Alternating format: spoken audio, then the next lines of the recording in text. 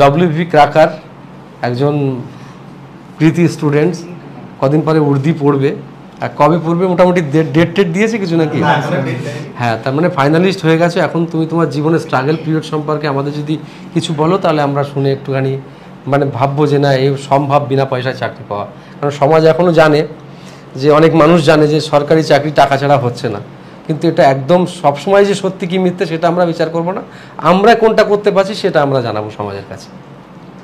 আমার নাম তন্ময় মাঝি, আমার বাড়ি দেউলটি, হাওড়া ডিস্ট্রিক্ট। তো আমি 144 নম্বর ব্যাচে প্রথম তপবনে ভর্তি হই। ভর্তি হওয়ার কারণ আমার একটা দাদা ওখান থেকে পড়তো, গ্রুপ ডিতে পাস করেছিল, সেও ডিপ্লোমা করেছিল। তখন সেই আমাদেরকে বললো যে ওখানে যা, এখানে টেকনিক্যাল। তো প্রথম থেকে আমাদের ইচ্ছা ছিল টেকনিক্যাল লাইনের জব করারই। তো সেখান থেকে লকডাউন পড়ে গেল, পড়া অনলাইন থেকে।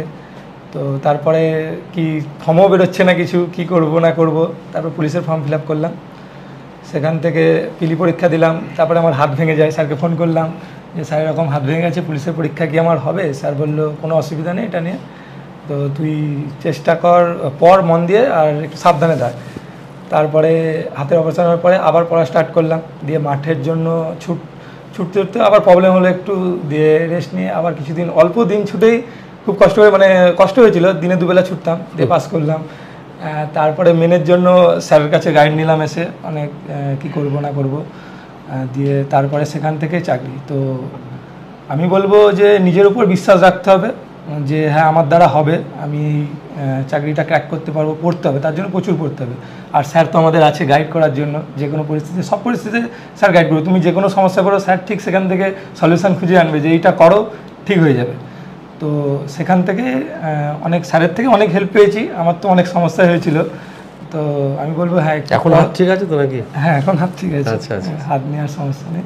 তো আমি রিসেন্ট আবার প্লেট বার করবো বলে ঠিক করেছিলাম, তো এখন আবার ভাবছি বার করবো না, দরকার নেই, থাকলে বা কি আছে। তো এইরকম আমি বলবো পড়তে হবে, অনেকটাই বেশি পড়তে হবে। এখন যা কম্পিটিশন বাড়ছে, আরো দিন দিন কম্পিটিশন বাড়বে। পুলিশের আগে তো অনেক কমই কাট অফ হতো, এবারে আমাদের প্রায় 60-এর কাছাকাছি কাট অফ। দিনকাল চেঞ্জ হয়ে গেছে, অনেক চেঞ্জ হয়েছে দিনকাল। এখন পুলিশের পড়াশোনা করে চাকরি হবে না, না না, এটা মানতে হবে। কিন্তু মানে প্রচুর পরিমাণে পড়তে হবে, তবে গিয়ে কিছু হবে। হ্যাঁ, ঠিক আছে, বেস্ট অফ লাক। হ্যাঁ।